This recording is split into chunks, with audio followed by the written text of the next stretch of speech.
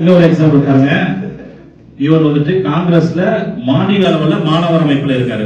இவர் ஒரு state level post இளைஞரணி அமைப்புல இருக்காரு.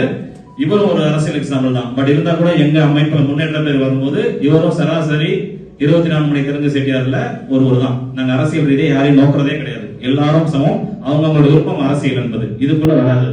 அது ஒரு எக்ஸாம்பிள் நான் சொல்லிக்கிறேன் எல்லாருக்கும்.